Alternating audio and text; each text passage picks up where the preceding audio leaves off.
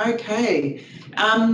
In the interest of time and because we have a couple of guests on the line with us from overseas, I'm going to get started today. So a huge warm welcome. Hello, Queensland people. I can see you settling in the room.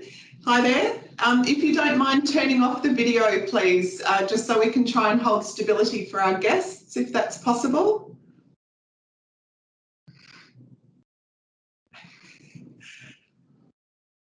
Thank you so much. All right, so a very warm welcome to this World Red Cross Day live event. I'm delighted to be your host today. My name is Penny Harrison and I'm the Director of Volunteering here at Australian Red Cross. We've got a marvellous lineup and we are totally going to hear some more stories which resonate with the World Red Cross Day theme of Together We Are Unstoppable. So a couple of housekeeping rules as everyone is continuing to join, please. So the first one is please stay on mute. And for anyone who is not one of our speakers, please turn off your video. That's just going to help make sure we can keep our guests' videos going and both see and hear them as we have some conversation. We are going to hear some extraordinary stories today and we're going a bit around the world with an amazing sort of theme around resilience, the ingenuity of the way that Red Cross people engage, connect, walk alongside, work with so many people across their own communities. So I'm delighted that we will be able to have some conversation and we've also got some videos to share. Hey Jacob, I can see you there. If you don't mind turning off your video so we can hold some stability on the line for our guests, that would be terrific. So before we do begin though with some of these amazing conversations, I'd like to acknowledge the traditional owners of the lands that I'm here on today in Sydney, in New South Wales in Australia, the lands of the Gadigal people of the Eora Nation. And I pay my respects to elders, both past, present, and in particular to all emerging young leaders across the country, and a huge welcome to any Aboriginal and Torres Strait Islander people who are with us on this conversation today. There is tens of thousands of years of history that we must continue to learn from, to listen to, and to weave through the work that we are involved in, but also that we can weave with First Nations peoples in the ways that they want to bring their strengths forward.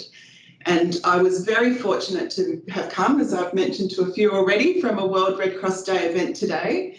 And we heard from Uncle Alan Murray. He was doing the welcome to country and he spoke eloquently. And one of the things he reminded us, which is very apt for anyone involved in emergency services, is how potent and powerful the knowledge of land is that Aboriginal and Torres Strait Islander people hold, and how much we can learn and apply that in our current day work.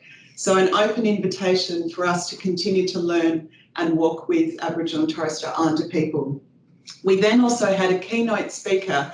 His name is Isaiah Dawes, sorry, thank you, Marie.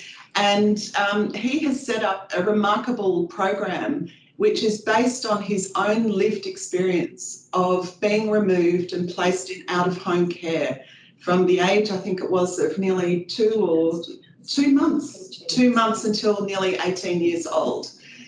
And the remarkable strength and leadership as he learnt and wanted the desire to reconnect with his own family, and the strength that he is now bringing within his own community to establish this organisation that is also working with other children in out-of-home care here in Sydney, with great hopes that that model might be able to expand in other areas. And a total dynamo of someone who is dug deep into their own strengths, looked at the intergenerational trauma, able to apply deeply and personally something that he's now so passionate about. So talk about unstoppable history. Just another reason we've got so much to learn from our First Nations peoples. Murray's nodding furiously. I think we all want to do a bit of a cheer in the room at the moment. So we're first, before I have a conversation with Marie, we're going to play a video from our Governor General, which is to all Red Cross people involved in our work. For our international guests, our Governor-General here in Australia is Australian Red Cross's patron. So he has recorded a special message to all of us.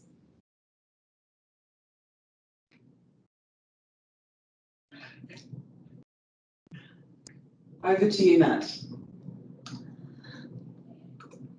Good afternoon. Thank you for coming together to celebrate World Red Cross Day. This year's theme, Together We Are Unstoppable, is both timely and inspiring. As we celebrate the birth of Red Cross founder Henry Dunant and all of the incredible things the movement stands for and does, let me also acknowledge and celebrate you. I know that you don't do what you do to be celebrated or thanked, but you deserve to be. When I think about the fight against the global pandemic, the response to and recovery from natural disasters, and the everyday actions that give people hope for a better world, I think of selfless humanitarians who put others before themselves, and I think of the Red Cross. Thank you for the actions you take that give people strength in their hour of need. To the staff, members, volunteers, supporters, and partners of Red Cross, your passion and commitment to supporting people experiencing vulnerability is unstoppable. You are unstoppable. To all the Australian volunteers joining today, and to those from the wider humanitarian community, thank you for helping to make the world a better place. I wish you a productive and a rewarding meeting, and a happy World Red Cross Day. Isn't that fantastic? Yeah, that's just pretty special for us to have that acknowledgement from our patron. For any guests who have just joined us, before we get into our speakers, please remain on mute and turn off videos so that we can hold the videos for our speakers both here in Australia and internationally. So now I'm going to do some introductions. So a warm welcome. We keep having some people join, I can see on my left-hand side. So for our international guests, we have members, volunteers, staff, other community members and partners potentially joining us on this call today. So I'm very pleased to let everyone know that we have up on my top left-hand screen Eka Wulan Kaisari, who is Head of Public Health from the Indonesian Red Cross, which is also known as Palang Merah Indonesia, or PMI. And you'll probably see that acronym a little bit as Eka speaks to us shortly. We also have Mana Vidi Zariel, who is from Timor-Leste Red Cross, also known as Cruz Vermelha de Timor-Leste, or CBTL. Mana Vidi is the External Relations Coordinator. So a very, very warm welcome, Eka and Vidi. We also have Hayley Payne up in the middle of my screen. Hayley is the chair of the Queensland, so north part of Australia, for those who aren't from Australia, Youth Advisory Committee. And in the room next to me, I have Mari Rogers, who's a remarkable New South Wales, again, a state here in Australia, emergency services volunteer. So a very warm welcome to all of you. So to kick things off, I'm actually going to have a chat with you, Mari, because I know you have to catch a plane. So tell us a bit about yourself and what drew you to Red Cross and what have you been up to? Just a love of being involved with the community and volunteering. I'm involved with the CWA and other community organisations, so it's just want to give to where you live. So I'm very happy to do that. Yes, I've been with Red Cross for about 10 years in June. So yeah. Oh, that's amazing. And tell us a little bit about, for people who won't know New South Wales, so whereabouts do you come from and can you describe that a little bit to us, yes, what your community is like? Murwillumbah, it's not quite rural, but it is small. There's about 12,000 is the population, and we're about 30 kilometres from the border of Queensland. So we're right up at the top of New South Wales, yes. Well, that's really helpful for everyone just to get a picture of that. I'm sure if you looked at a map, you'd see the size of that area actually is pretty extensive. So Mari, do tell us a bit about that sort of Northern Rivers region, because I understand you've seen a lot of major flooding. We do. We have the Tweed River, and it's called the Northern Rivers where we live. So there's a big river system, and the Tweed River floods on a regular basis from minor to major. So it could be one flood every couple of years, or it could be every year. It just depends on the rain. So yes, it's a frequent event, and then we have to wear bushfires to that as well. So so it's a That's extraordinary, and I guess you are then one of those areas that's been really doubly impacted by lots of different events in the last couple of years. Yes. We had a huge flood in 2017, and that was the biggest flood that we've ever had since 1954. So it impacted on a huge area of New South Wales, right up to Lismore as well. So it was a huge event. We lost 6 people actually in that flood. So it was personal and huge. devastating. It was terrible. Yeah. So it really affects the community because all the villages are all little communities, and because of where we live, it's all hills and dales and valleys, and the SES. There's only 100 SES for 100,000 people. They can't get through in floods. Neither can the fireys in events because the roads get cut.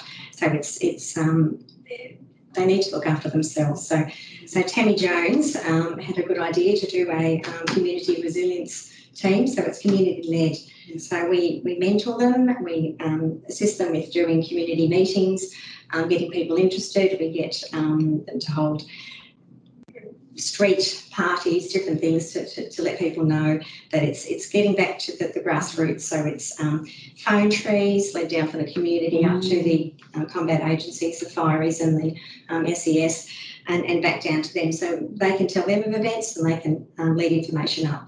In the 2017, there was a lot of issues because information was not forthcoming, and it caused a lot of angst within our communities. So the SES have been very proactive, as has all the other combat agencies, and they've fixed that now. So it's information backwards and forwards, which is really, really good. So we then also have events with the community to have the SES and the fireys there at the same time as us. We do ready plan presentations just to get the people involved so that they can be self-resilient. So they can then look after themselves, and then after an event, they're not as traumatised. They're still traumatised if there's a big event, but they feel a bit more in power and in control because they've actually been able to do what they need to help themselves rather than waiting for somebody to come and help that's not going to come. That's amazing. So you've had that sort of direct feedback then from people saying this has made such a difference. Yes, because we had a minor flood in February of this year, and it works. Wow. We had to close down an evacuation centre within a minute of opening it. So that's amazing. Wonderful, yeah. So we've got about 11 teams, and we've now got a community-led teams, which is a sort of like a how to do it for other communities. So we've got about 11 villages involved in the Tweed. So we're just hoping to roll it out. So we want everybody else to feel cosseted and loved and looked after by the community. So yeah, I think it's an extraordinary initiative, and in fact Marie and your Tammy have just won an innovation award today for this very work, really going back to the basics. It's just what I heard you say around the basics of getting in and among and working with communities, supporting communities to themselves be prepared so that they can themselves then respond. It's pretty remarkable.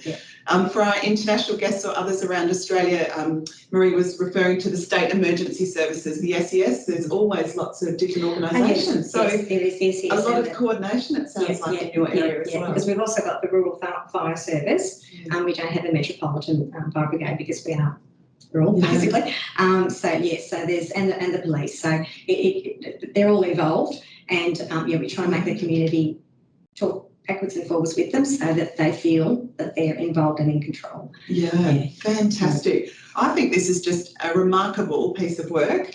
So for all of you on the phone, because on the video, I can see over 143 now. We might just show that again next to Marie. There's a new publication. So I think is it hot off the press? It's hot off the press. Hot off the press. So if you are inspired by what Marie and her community group up there have been up to, I guess shout out to one of us and we'll try and make sure that connection happens. Yes. I'm sure you'd be up for it. Yeah, definitely. Yeah. Well, Tammy was the instigator, Tammy Jones. So we're very keen to, because we've seen the difference that it makes. And if people are more less stressed and happier after an event, that's what we want. Yeah. Well, I think this is a brilliant kickoff to our theme of Together We're Unstoppable, because not only have you developed something, but you've actually already seen the benefits for people in community as well. It's just remarkable. So Marie, thank you so much for joining us and for staying, because I know that you have to catch a plane. So please don't forget your bag. I think that was that's right. key to not let you walk out the room without that. And also to take her amazing award back to your other Red Cross members and also to those communities. Yeah. So thank you, Marie, so much for joining us. It's lovely to meet you all. Wow. So we are now going to invite Eka, if you could come off mute. Eka has got a fabulous overview to share with us. So Matt is going to line up some slides for those guests who are new to this call. Eka Wulan-Kaisari is Head of Public Health with the Indonesian Red Cross, also known as Palang Merah Indonesia, or PMI. So Eka, we will pass to you to hear some of your unstoppable experiences and to share with us the work of Indonesian Red Cross. Yeah, thank you, Penny and Matt. Can you hear my voice clearly? Yes, we can. Thank you. Yes. Yeah, thank you, Matt, for sharing the presentation. Actually, this is just to make our life easier. I want to have like just to ensure that our message is can receive by all the audience from the Australian Red Cross. So please let me introduce myself. I'm Eka Wulan-Cahayasari, as Penny mentioned already. I'm working in Indonesian Red Cross as the head of Health and Social Service Divisions since 2005. So this year will be my sweet 17th join with the Red Cross. Yes, I have a combination background, educational background, psychology, magister science in psychology, and also public health in the University of Indonesia. And I'm a focal point and representative for Global Health Technical Working Groups. Next slide.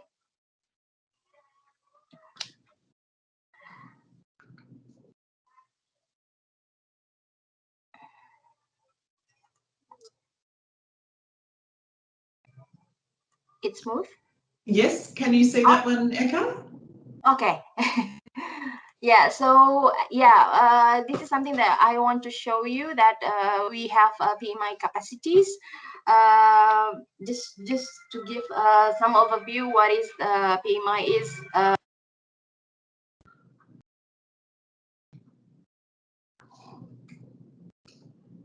I think we have lost your sound, Eka. Can you still hear us?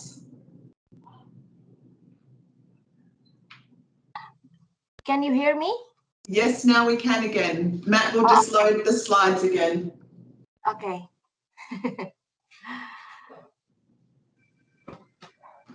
How is that?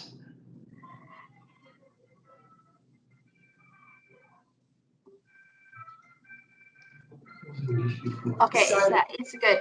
Yeah.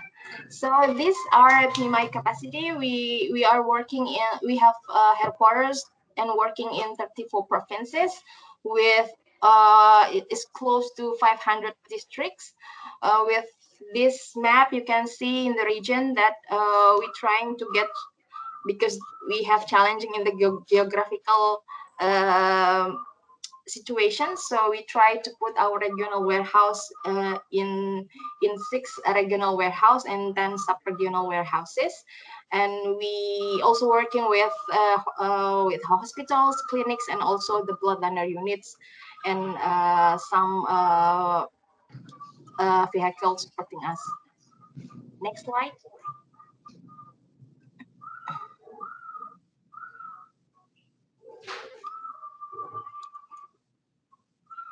Yeah, so yeah, for the disaster, we are dealing with so many disaster during the pandemics. As you can see in the blue box, up to now, just for this year, we already facing more than 1,000 disaster happen across Indonesia. And of course, I cannot say one by one, but it's almost every type of the disaster we have. We have to deal with the earthquake, landslide, floods, and everything. But yes, in some of that areas, we are working, as you can see in the pictures, we do also have a coordination with the authorities to conduct some assessments, search and rescue, providing clean waters, distributing the logistics, food and non-food items, providing mobile health services, psychosocial support, health promotion, restoring family links and temporary shelters. And the more important thing is the volunteer protections program. So next.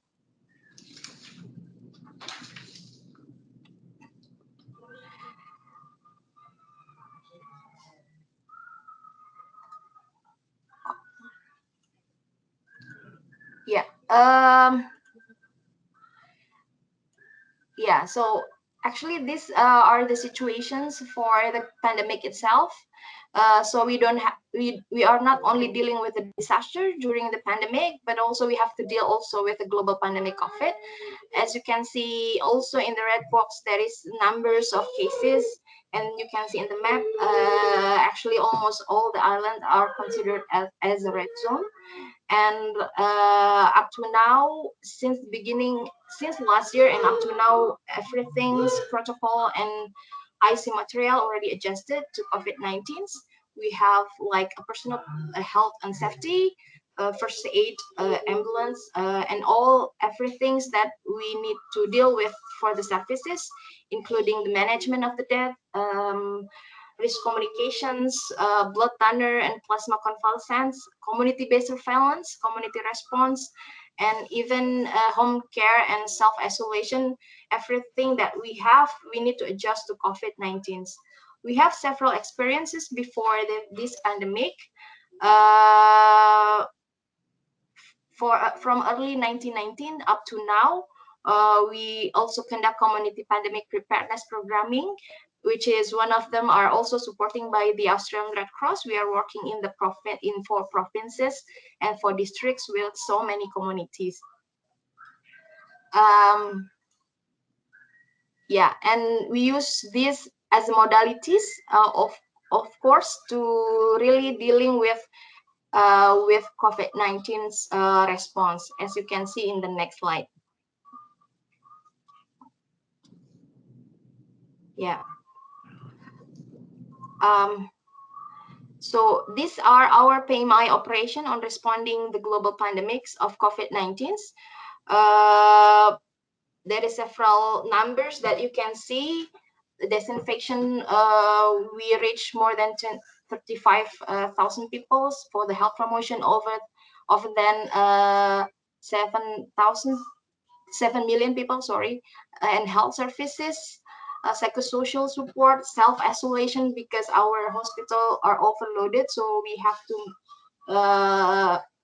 doing some adaptations, how they, if there is somebody with a positive cases, but our hospital cannot receive them, but yes, we have to support them to do the self-isolation in their house. We do also supporting the plasma convalescence, the ambulance service, management of the death, restoring family link, and we distribute also hand wash station, and some of the increasing our capacity also in community-based surveillance, and we try to put it in the case study so we can use this as our lessons learned for future response. Next. Yeah, so these are our international, actually PMI using 5 pillars from the International Red Crescent movement. This is this 5 pillar is to introduce COVID-19 vaccine, but we also use it for a health protocol, to introduce the health protocols, also including the risk communication and community engagement. So pillar number 1, we advocate, so it's clearly mentioned by our leadership to support the government of Indonesia. We also trying to get prioritized to cover frontline health and social care personnel, including our PMI hospitals, clinic, and blood thinner units that ensure also our protecting for PMI personnel to get COVID-19 vaccinations. And we do also advocacy for another health services, also prioritize for other vaccination preventable diseases. Next.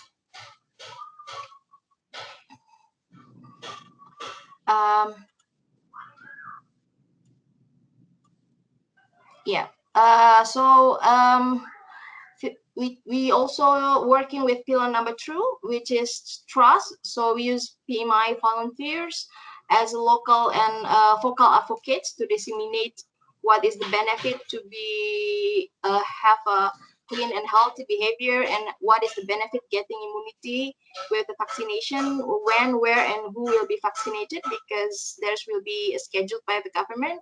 We also using various trusted tools and channels to communicating information and feedback. We use collective effort like radio, social media, community WhatsApp group, and everything.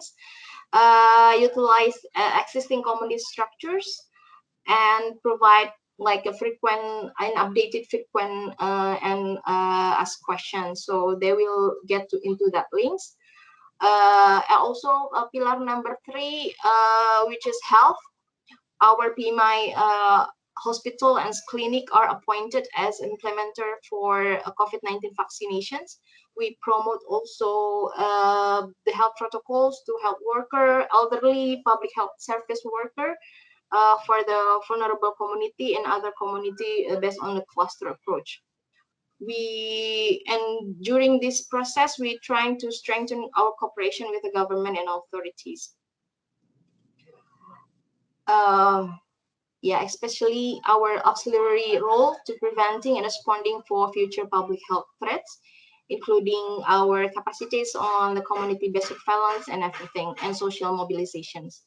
And pillar number 4 is reach. We're trying to addressing critical operation and organizational development gaps. So it's not only about serving, but also how we trying to develop ourselves and reach the vulnerable groups based on the priorities and the vaccination availability. PMI also engage with some numbers of vaccination-related activities, integrated the vaccination campaign into the community-based programming. Like maybe everybody of you already knows about the community-based health and first aid. We also have community pandemic preparedness program. As I mentioned, we have some project, joint project with the IFRC, and also it's supporting by the Australian Red Cross. Community response COVID-19, of course. We are amplifying communication strategy, not only with us, but also involving the community and the religious leader, related stakeholder. We trying to reach out with the public and mass communications, and being actively involved with the RCCE or risk communication and community engagement working groups. And pillar number 5 is maintain. There is several activities that we already done before this pandemic. Some of the polio immunization, measles and rubella, and being part of the national government task force. And this year we also plan to continue the polio preparedness and response program also in eastern part of Indonesia. And yeah.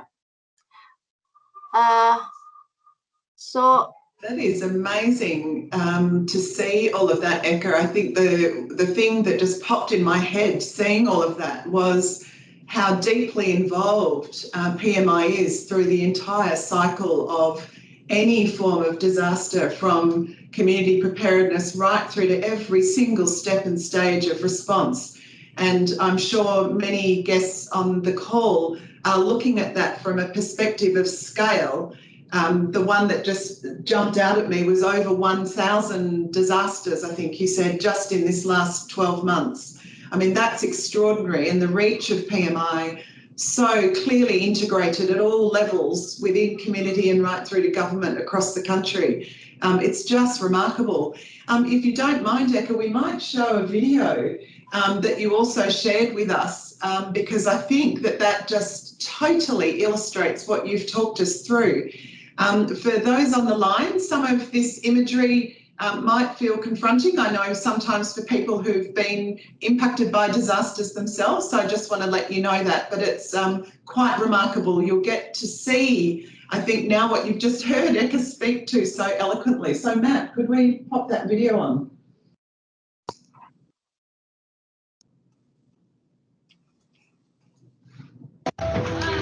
Allahu Akbar.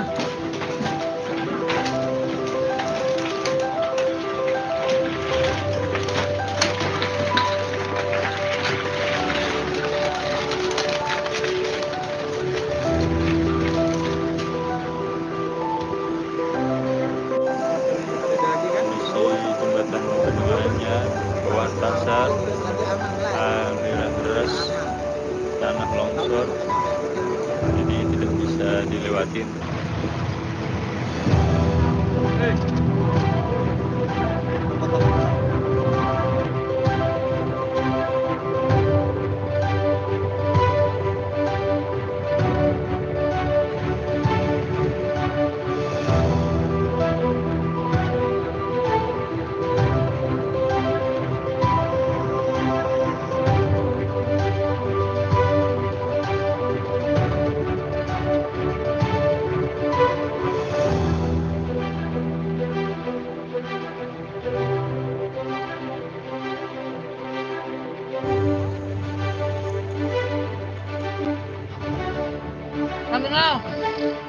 Mana Bang Alfi?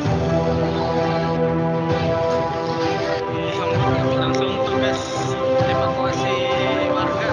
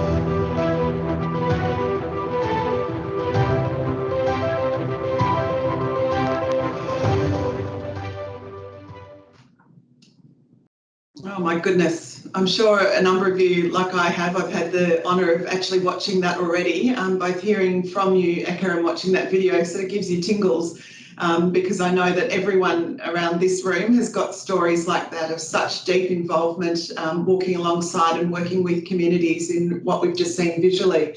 So please hold on if you can, Eka, because we might come back to you a little later on.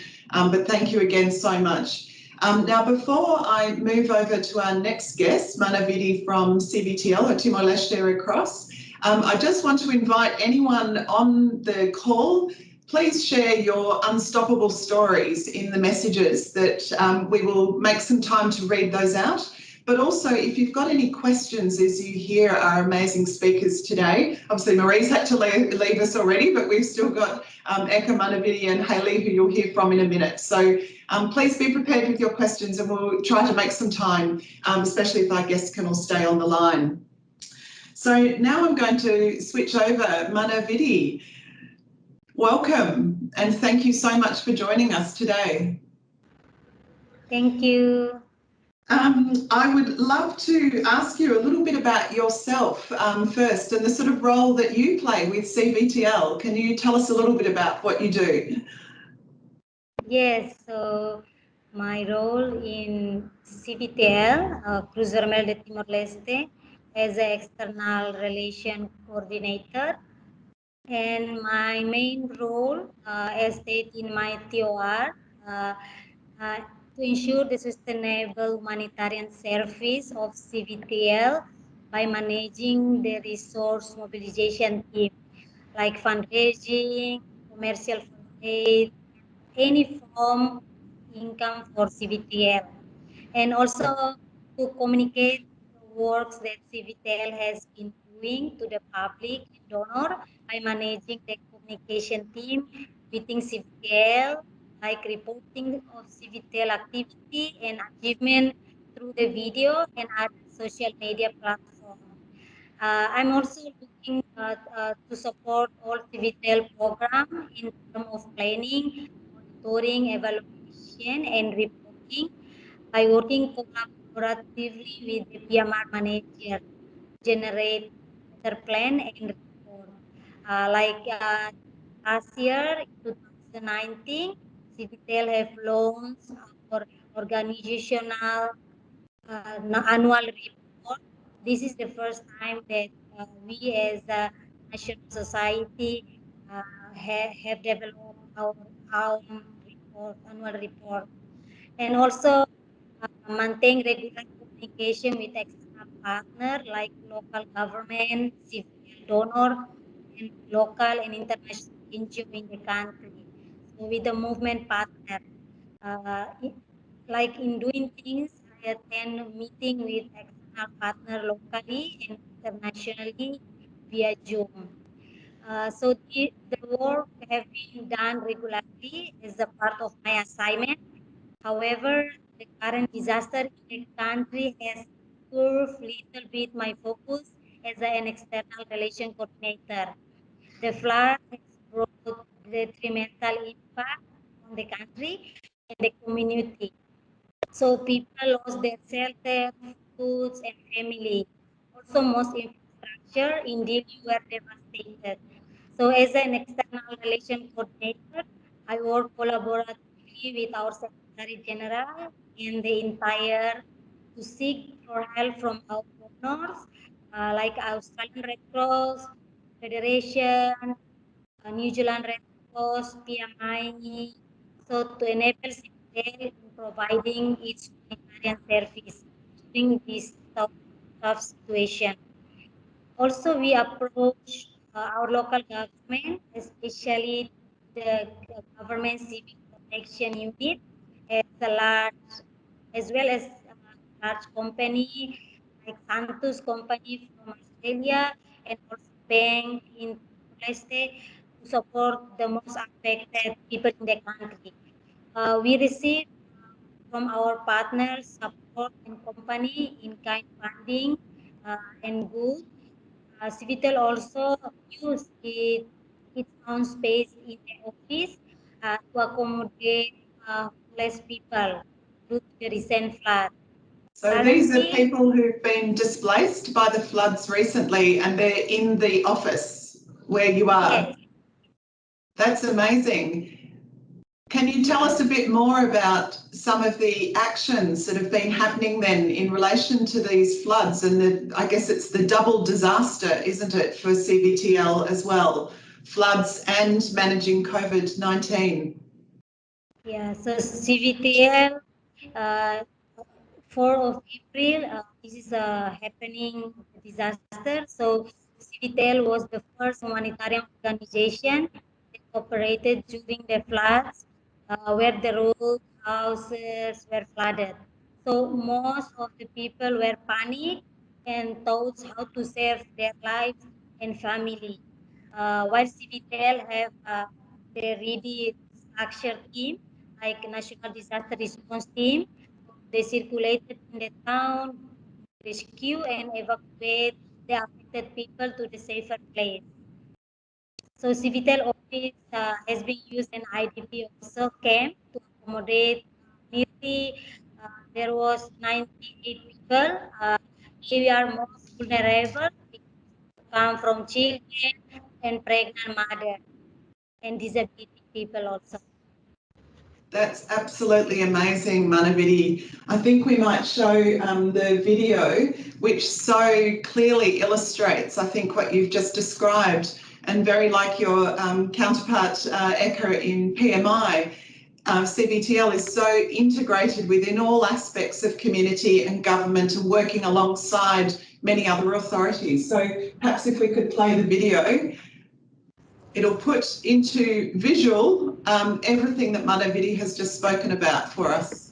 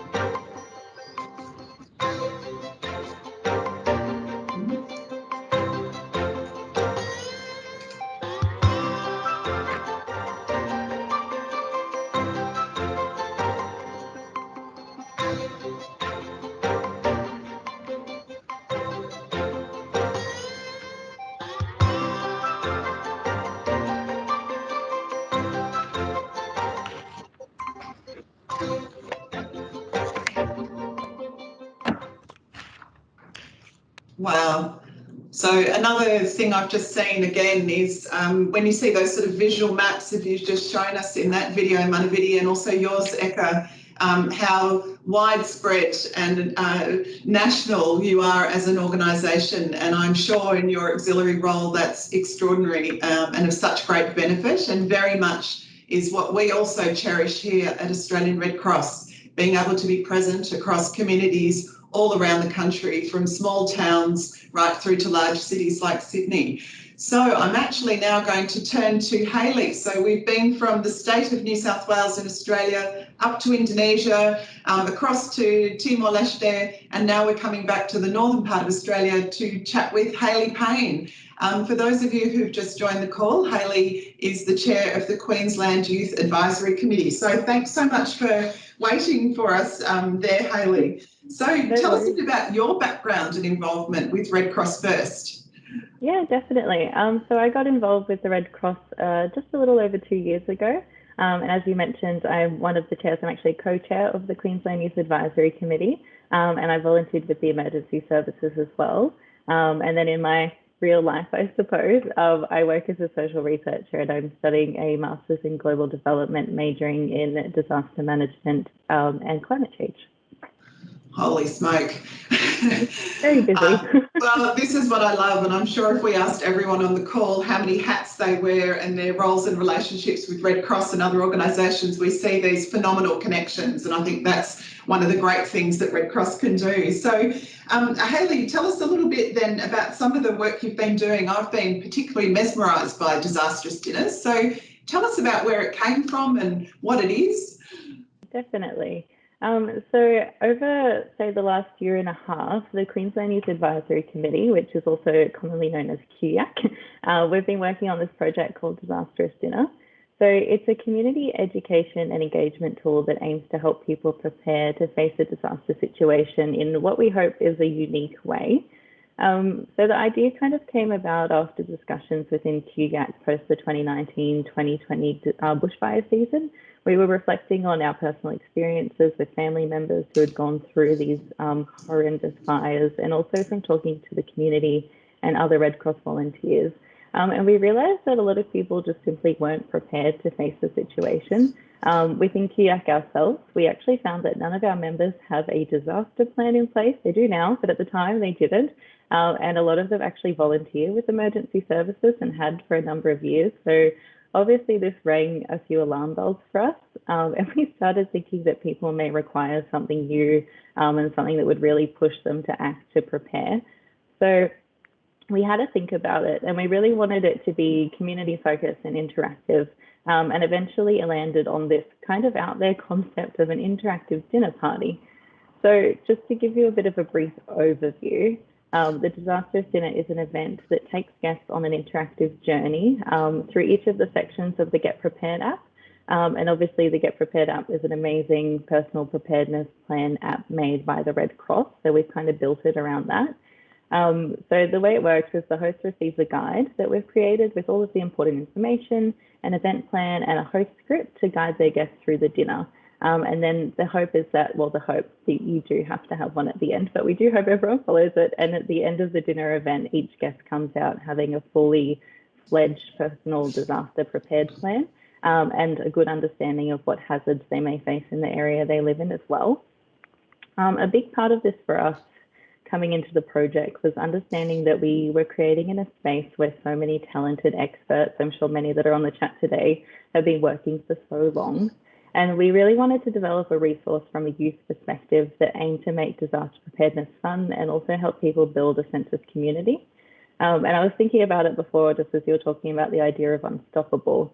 And it just applies so well to this project, because at first we thought that the Disastrous Dinner resource would just be circulated to the other youth advisory committees. And we kind of thought, that'll be amazing, like we'll do a little bit of change and we'll have worked with other young people from across the country, like an amazing win. And then all of a sudden we were kind of connected in with REDX Youth and then the Mobilisation Hub and then the Emergency Services team. And now we're at a point where we're just blown away. It's out in user testing with volunteers across the country. And we're working towards actually launching it to the public in Disaster Ready Week later this year. So yeah, I just genuinely can't explain how grateful we are to the community just as volunteers, like something that just started with a couple of young people, myself and my wonderful colleague Natea, coming up with this idea one night at one of our meetings, and then I'm here talking to you about it today. So it's really amazing. That is awesome, Hayley. So I think you've just given me a tour of what I should expect when I get given my pack and I find my community and sit down and have a disastrous dinner. I will certainly make sure they all leave with a plan in place. And for those in Australia, do download that app. It's really handy. It's got some great tips, but I really appreciate what you said about needing this needing to be fun and engaging for a different audience. You also just reminded me, Hayley, of this old adage of, you know, a good idea seeds somewhere, and sometimes you just need lots of brilliant minds to create something different, and that's where good ideas come from. And I reckon you epitome that spirit. And so, like our other guests, are totally unstoppable. I'm now going to ask Jade. I believe there's probably some messages have come in. Jade, would you like to pop on and just share some of what people are thinking, feeling or asking? Thanks, Penny. I'm really conscious that we've got a number of people who've dialed in by phone, so I won't be seeing the chat that's going on the sidelines. But the general consensus is a whole lot of gratitude for all of our speakers today and the amazing work that they're doing across the board. I thought there were a couple that might just be worth sharing verbatim. There's Please do. A great comment from Angela in our media team, who says that she's really appreciating hearing from our neighbours and hope that we can connect with them more often in this way. I think there's a sentiment there, a lot of people really liking hearing from different voices and different roles across the organisation and around the world. So David Stevens said that unbelievable what Eka and Vidi and everyone at PMI and CVTL managed to do and the support that they provide to their communities. Some great feedback for Hayley. Oh goodness, I can see Hayley can see them, so I'll leave her with those. But yeah, no, just across the reaction to the videos too. It's one thing to hear the statistics and to know what's going on, but to actually see the video footage. There's lots of amazing, blown away, thanks for sharing, wow, all those kind of comments. So thank you to our speakers for the generosity of what they're sharing. It's been really well received. Thank you so much, Jade. So before we go to our final video, I'm going to ask each of our guests, is what they believe is going to make them unstoppable in the year ahead. So perhaps, Hayley, I can put you on the spot and start with you first, and then I'll come to you, Eka, and then to you, Manaviti. So Hayley, what's going to make you unstoppable this coming year? I think the biggest thing for us is just what I was kind of touching on at the end there, just the idea of community. We've been so supported so far, and we're only just beginning to grow our networks in Queensland and across the country. So I suppose, yeah, it sounds very cliche, but the Red Cross community is what will make us unstoppable in our work as volunteers, and we're already seeing it happening. So yeah, it's going to be really exciting. We can't wait for the year to come. Thank you so much, Hayley. Eka, if I could pass to you, what's going to make you and PMI unstoppable in what is already just an extraordinary breadth of activity and work? And thanks to you for really making the time today. I know you must have an incredibly busy schedule, but what will make you unstoppable this year? So please let me share my reflection during this World Red Cross Days. So my reflection is, yes, many of us experience losses, lost freedoms, lost opportunities to travel, enthusiasm and hope. Maybe some of us also lost those closest to us, the path to realize our plans. But if we think at the same time, there are many things also that we discover too. So we also find cleaner and healthy way of life. With this pandemic also, we find new roles, we find our time to get to know each other, find beautiful moments with our family and friends. Maybe we also find hidden self potential, find the most important things in life. So I will say that when we think we are almost at the end of the road, with so many problems, challenge, effort, and end of what has been and is being worked on, sometimes we are collapsed, sometimes we are awake, but who knows how long. Just move looking for answers. Sometimes we walk around looking for some excuses, but hey, we don't forget and remember, give thanks to ourselves that you are doing a great job. Give thanks to our God also for his wonderful blessings. Give thanks to our family and friends that for their support and understanding, so we can stand here now.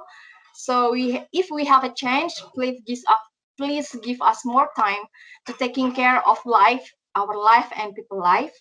And this is the last reflection for me this year. And yes, we can, as long as it's still there, a home to come home. And for me, Red Cross is a home. And yes, we can start everything again and again, as long as still there, the togetherness. Together, we are unstoppable. So I want to share this happy World Red Cross and Red Crescent Day. Thank you for you, all the members in Australian Red Cross, for all staff, all volunteers around the world, PMI, Timor-Leste, and every national societies. I believe our life, your life, is worth it. Thank you. Thank you so much, Eka. Just put goosebumps again down the back of my spine, I'm sure everyone else.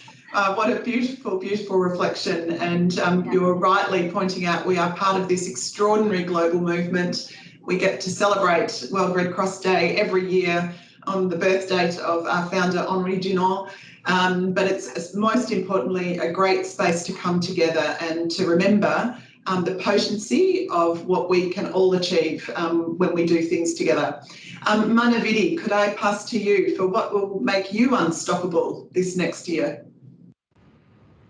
Thank you. So for me, is work with CBTL in the humanitarian organization for 15 years. I feel like so happy to join and be part of the Red Cross. So for me, the spirit of the volunteer never stops. So we are together, unstoppable. When we see the volunteer and all of the staff work from the daytime until nighttime, sleep at the camp, I came to help the people affected by flood, make me so happy to see how we can make our action impact more for the affected people. I feel like Red Cross CVTL saved their life, and then some of the good story from the family, they're delivering baby during the difficult time, and Red Cross save them, bring them to hospital. So they feeling happy with us because we are support our people. So I think that with the movement as a workers in the workers Red Cross Day, we are together to support each other to help our most vulnerable people in need.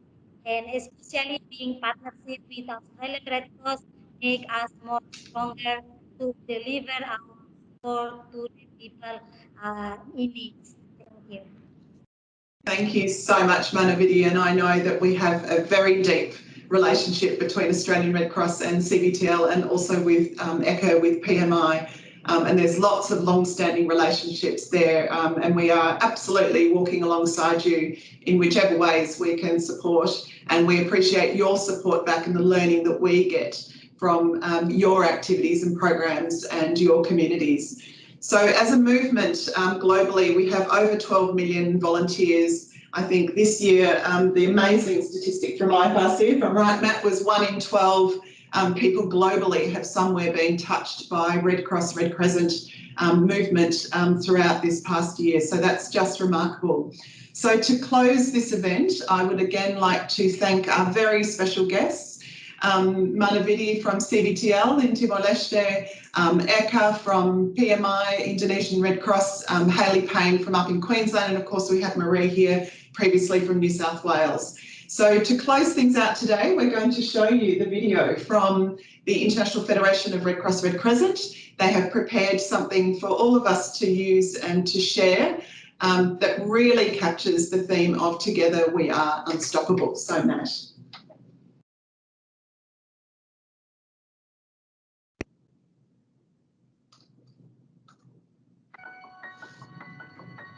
On a good day, we are your friend, your neighbor, your sister, or your brother. We are there for each other. On the harder days, we are your somebody to lean on, to listen to what's on your mind, and help you find what you need. And on the toughest days of all, you can count on us. In your cities and your streets, in your schools and your clinics, you will find us. By boat or bicycle, across mountains and rivers, we will be there. We have lived through some of the hardest times, but even on the worst days of all, we are in this together. And together, we are unstoppable.